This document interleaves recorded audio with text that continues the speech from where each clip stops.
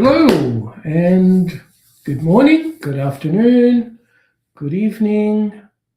Looking forward to today's session as we wrap up that last part of putting it all together from the book, the Leadership Intelligence Handbook, 196 different strategies and situations. You can get that on Amazon.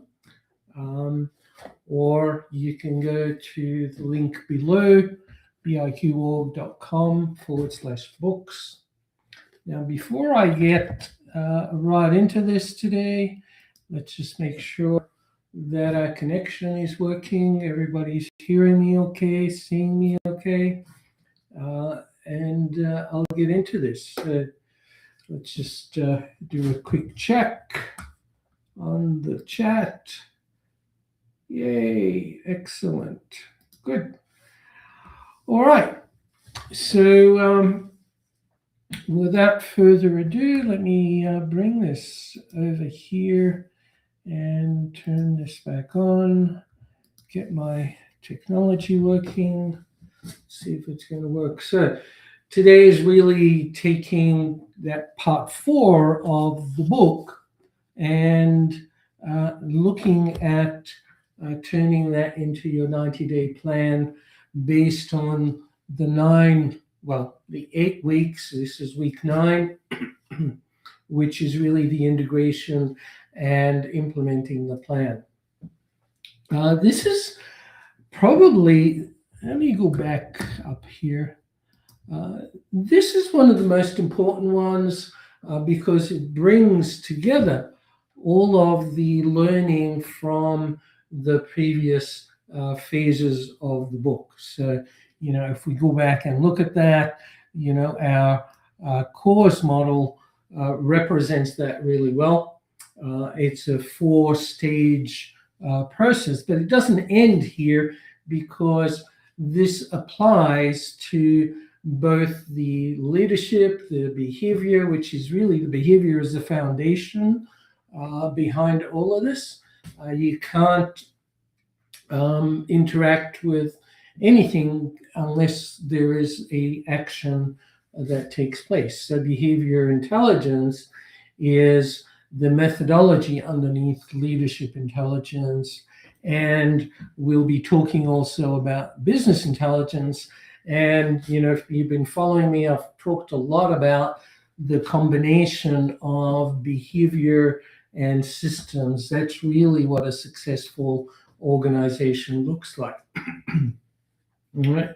And the start of the journey, the calibrate piece is really launched through our online assessment. It's free. Everybody can do that. And you can get the report very quickly of your strengths in the first area, which is the calibration, which is your self-awareness. That's what we're calibrating. We're taking stock of your current awareness about your behaviors, your thinking styles, all of these things. So if you like, very quickly, if I can just come back here for a sec, there are many intelligences, right? We know that. We know, there is emotional intelligence, IQ is the logic intelligence, the mathematical intelligence.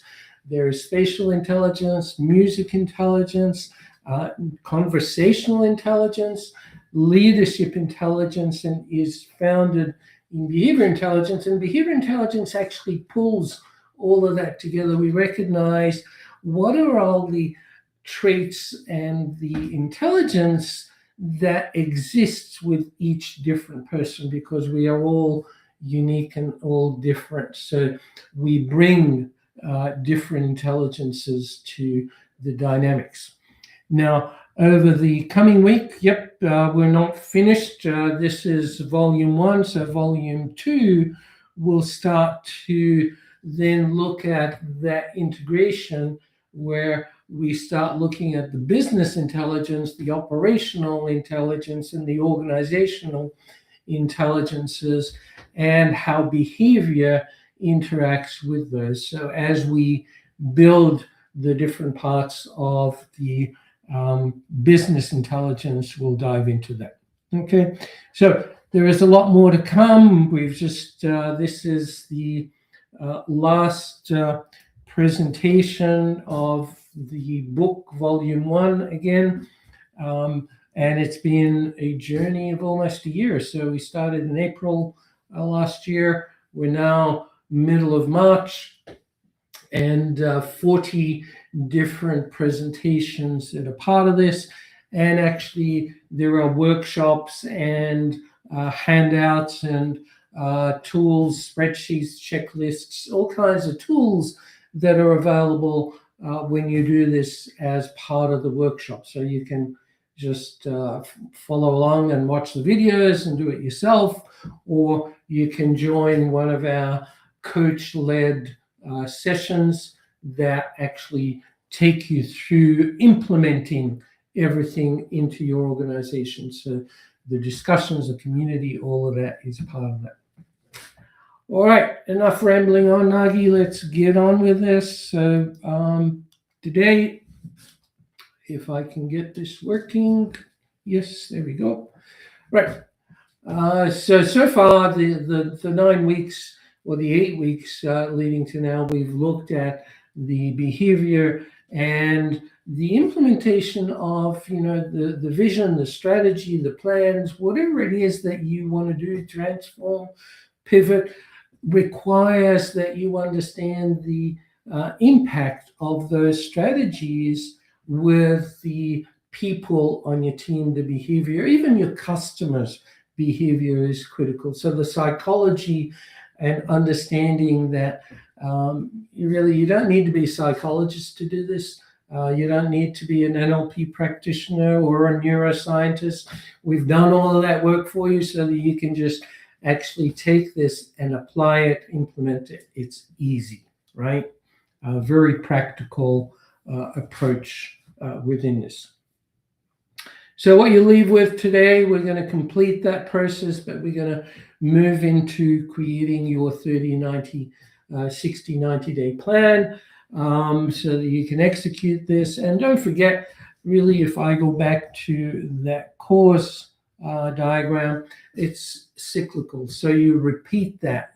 How you scale is through creating something once that you can repeat over and over again, and leverage the success, tweak it, improve it, and continue to grow.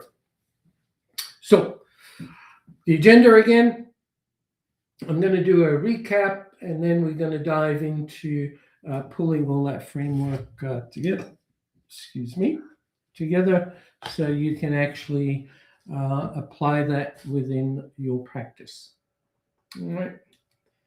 So week 1, what was that? Again, you can find that online. It's biqorg.com/events. All of these sessions are recorded. They're also on different platforms. If you find me on YouTube, that's a good place to find that. Week 1, we talked a lot about intention and best intentions, but poor implementation that didn't really consider the behavior. It was a quick launch. It was lots of education, workshops, maybe all kinds of different things that we tend to do and think, okay, well, we launched that. Why isn't it working, right? And so week 1 really addressed that part of the journey of launching something new or wanting to make a change or an improvement. It doesn't matter how big it is. It always comes back to the same thing. So you start with that as the foundation. Week 2, we then looked at the strategies that people come up with and the plans that they put in place and the amount of work that goes into those plans. It's almost like planning a house on paper, but never actually having someone do a mock-up, a mock walk through that plan. So, to get from the kitchen to the dining room was jumping through 3 different areas to get there. That's not a good design. So you need to consider the behavior that impacts people when you roll out a plan. And so we spent some time talking about that in week 2. And then in week 3, we looked more on the system side of things and the psychology of leadership constantly leaping to a conclusion that it's the people, not the systems. But before we get into accusing and pointing the finger at people not doing what they are supposed to do, we need to look at the systems that we put in place. And it doesn't have to be technology or AI. It can be just the process, the steps that take place. So that's week 3. Week 4, we then talked a lot about the friction points. And I think actually in week 3, we even had a calculator, so you could calculate some of these things and see the impact, effort, time, recurring points that, technology where, somebody had to click 5 different platforms to do what they used to do on a piece of paper in a few seconds, right? So, the technology is wonderful. We're collecting all this data, but we really impacted the ability for that person to do their job. And guess what? They will leave if they can't achieve their goals easily. There's too much friction, etc. Especially in sales where time is money. They constantly need to be. It needs to empower them rather than create friction in their role. Week 5, we talked about the fact that none of this is really going to be sustainable if there isn't incentives in place. The public recognition, just having the boards up is not enough. You really need to embrace it and practice it and reward it in a timely manner, right? Don't wait till the next quarter or the annual reviews or any of those things. You need to be proactive with those incentives and make them public. Culture, we talked about culture being now the habit of the group, okay?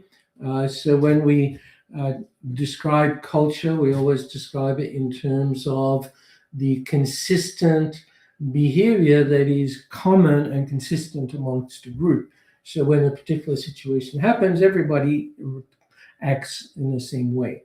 And that's a behavior, right? So when you're launching something new and you want people to come on board, what's the culture of embracing new ideas that you've put in place? How did you bring that in place? And did you push too much out? Did you try to boil the ocean, if you like? Or did you just pick one thing at a time and build the psychological neural pathways that allow people to be flexible and embrace transformation, change, etc.? Because, to a lot of people on your team, the word change is a 4-letter word, right?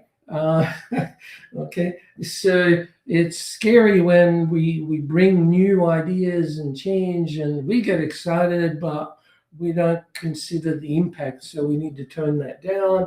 And really building a culture takes time, and it's a deliberate strategy that I covered in week 6. Week 6 is chapter 6 of part 4 of the book. In case you're wondering, the weeks align with the chapters of the book. Week 7, leading the transformation, your visibility. the resistance to too much too soon. The stress that comes out of trying to push too many things at the same time. So be careful with that. I'll talk about pitfalls in a minute. And then finally, the what I call the organizational intelligence, right? That's really about looking at all of these things and creating habits around those. And that's why this is a very important session, because we are actually going to show you how to create a habit. It takes that 90-day. It's a 30, 60, 90, and I'm going to walk you through that process momentarily. All right. So that was the 8 weeks. Summarizing them, basically, we start with the foundation, right? What is the intended outcome? Build it into the role. Look at the execution. The processes, the environment that you create. I've talked about plot plan a couple of times, or plan plot. Make sure you look at the environment. It's different for different roles, right? We've talked about that. Sales versus engineers, right? Sales, if you have an open floor plan, it's going to get very noisy if everybody's on the phone. They don't have the space to be able to have their conversations properly. But if you put engineers in the same space where they're working quietly at their desk, you don't have that same issue. So environment was important. Removing the friction points, scoring that, measuring that, and motivation, the incentives, and building it so it's scalable. Okay. So the 8 weeks, that's what it looked like. Not to repeat that too many times, but basically we started with week 1 and 2, really looking at the process and strategy, looking at the systems, the friction points, incentives, etc. You can read those. All right, so let's build your 90-day plan. Starting with, what's the one thing that you want to work on? Where is your biggest gap that you want to deal with? Or where is your KPI that's falling down? What is the strategy that you want to launch? Or, is it friction points that you need to remove in your business? Where are people really not able to optimize their performance and achieve your intended outcome from those roles, right? So pick one. And so the thing you want to do is go back to those 8 things and score each one out of 5, right? For that section. Is it the process? Is it the friction? Is it, right? Is it the leadership? Is it the incentives? Do you have all of those 8 things in place? And chances are, and if you want to do that assessment with us, do let me know, and we'll do that. We do that in the workshops. Right? So calculate the gap. Maybe even look at the impact on the organization if you were to resolve those 8 things, right? And shift from what it's costing you today to what it would cost, or what revenue it would result in generating and it's probably an exponential as you look at fixing each one of those 8 areas. Okay. So what we're going to do is really put it into a 4 quadrants in a matrix, where you've got on one axis the impact and on the other axis the effort, right?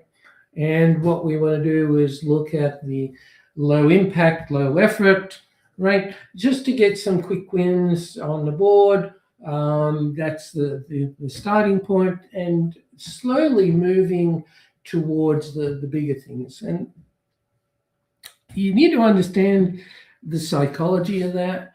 We often talk about, the big rocks, or, eat a frog in the morning. My philosophy is build momentum, and build momentum by having your quick wins, right? Your brain goes, yeah, I'm good at this. I'm good at this. Look how quickly I've done that. And then you can build towards the bigger parts. In fact, what you want to do is take those and break them down into smaller pieces so that you continue the endorphins and the momentum that you get from those little wins, right? So not to digress too much off our topic today, but that's the idea of having the matrix that gives us clarity. And don't do it in isolation. Do it, co-create, collaborate with your team, get their input, get everybody to do it. We used to have a room with computers at each desk, and silently everybody would put their 2 cents into the grid, and the grid would then automatically do that, right? So that's a automated process. You can do that manually. You don't need that. You just need someone to collect that, or get your AI to collect that information and put it all together for you.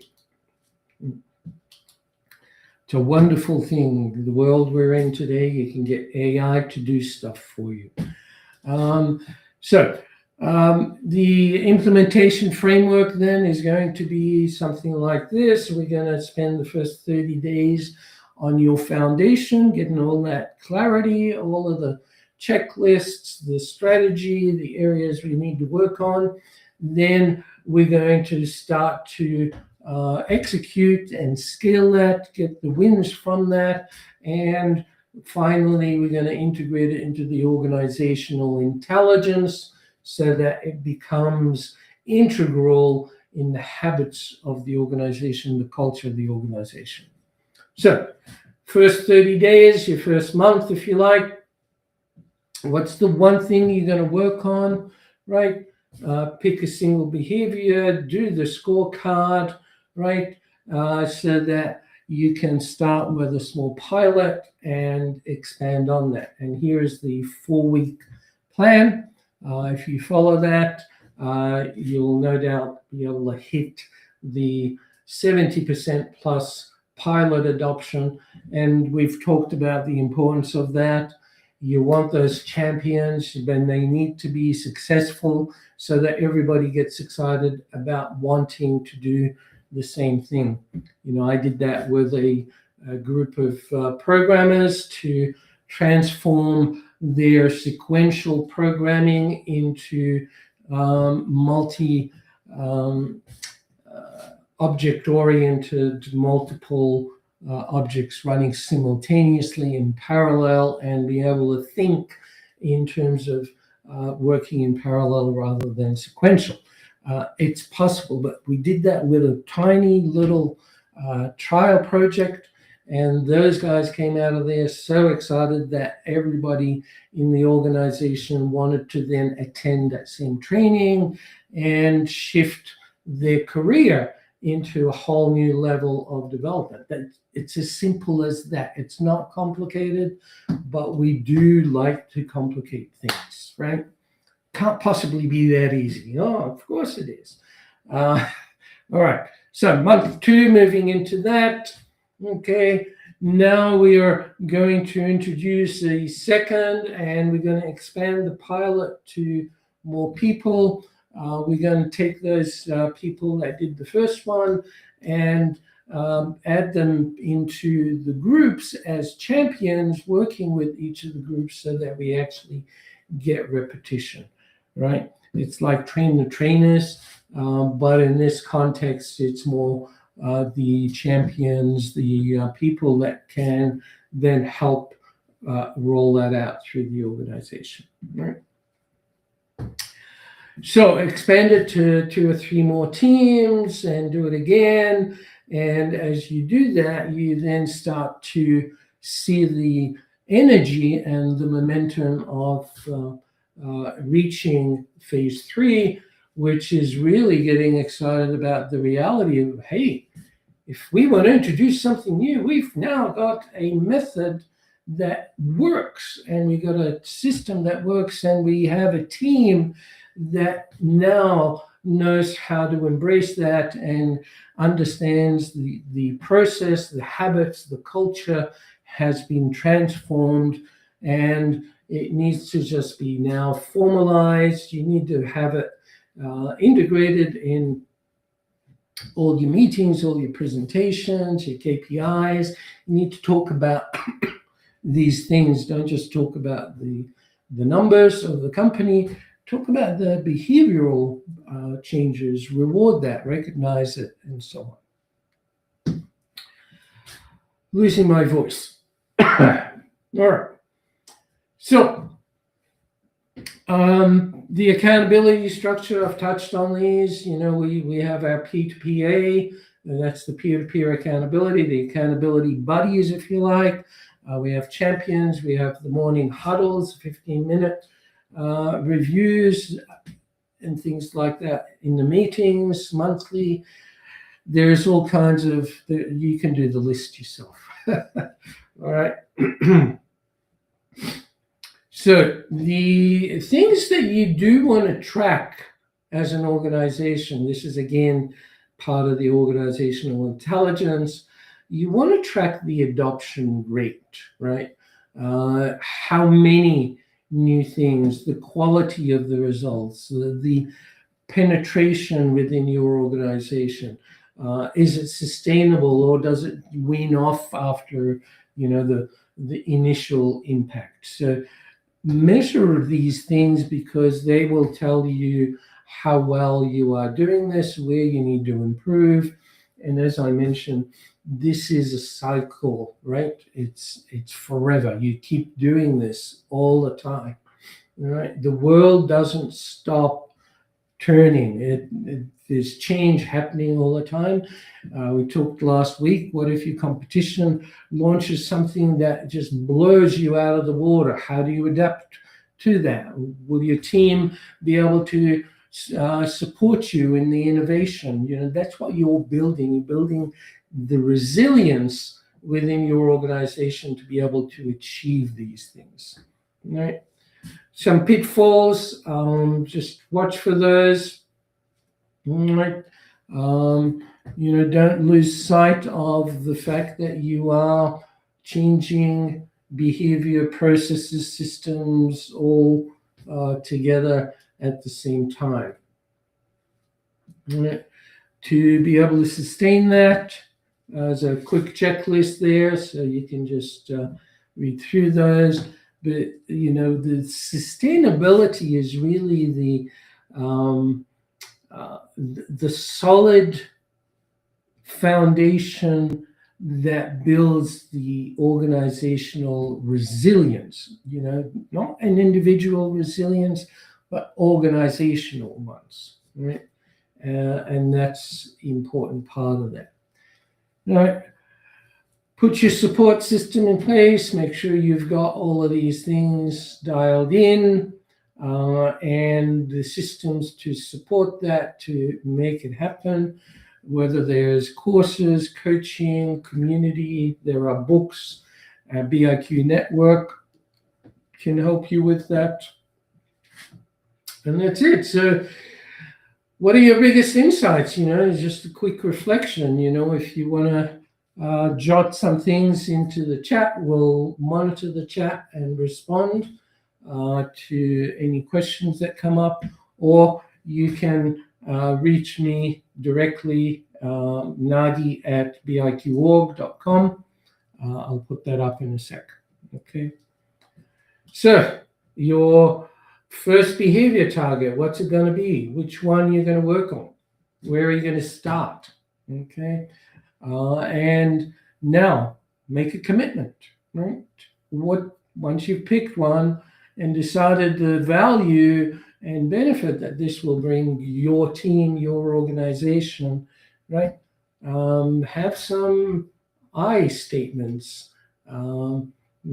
What's your accountability partner? You need one too. So your commitment to get this done. Come on. What have I done? Let's see. All right. Resources available, leadership intelligence handbook, right? Online. There are workshops if you want to attend, do reach out. And we have a community of like-minded executives and coaches in our community, all working to support you. All right, that's it. So Nagui at biqorg.com, and I look forward to seeing you as we move into next week, and I start to then take us down the journey, as I mentioned, the course methodology, which is volume 2 of the book, will actually launch later this year to support, but the sessions will be again chapters from the book aligning with the journey of course, which is really looking at both the leadership and the behavior into the business processes and systems that need to be in place for you to succeed. So again, thank you. I hope you've enjoyed that so far. Do join us in the next phase of this amazing journey. Take care. See you next week.